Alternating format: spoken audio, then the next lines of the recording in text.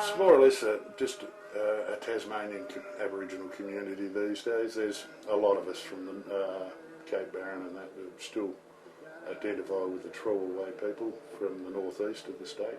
Well, we more or less lost our tribal identity by being taken away and then not allowed to practice our culture. I think from 1830 onwards, it was just one massive assimilation policy, and some forced, others they promised land. Well, how are you going to be Aboriginal if you're not going to be practicing your culture? And being proud of doing those things. We have such a rich culture and heritage that, you know, you want to pass it down, and if you don't, we'll lose who we are as people in Tasmania. It's just so important to me, and if you don't pass it on, well, it won't go any further, and what are we going to be then if we don't have that? And so I think it's extremely important to pass down these stories.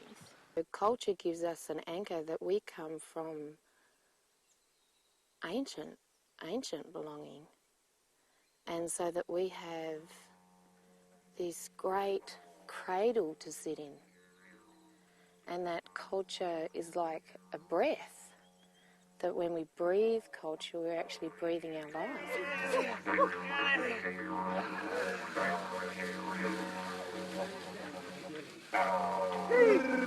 This is the story of the creation of Trowenna.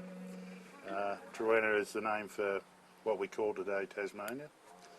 And it starts within the beginning when all things took their shape.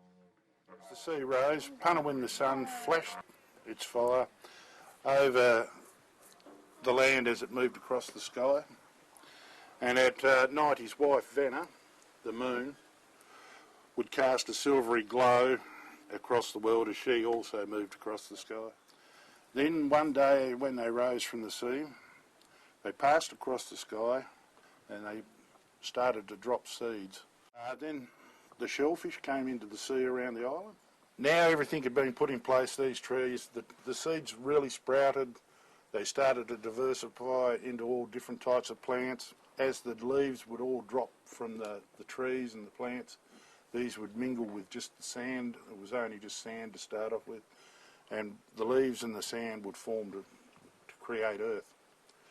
And also when the shellfish died, they would form the mountains and the rocks. Then as time went on and the ages of dreaming, a lot of icebergs started to form around the island of Trowenna, and these started rubbing up against the land and finally, eventually broke Trowenna away from the mainland.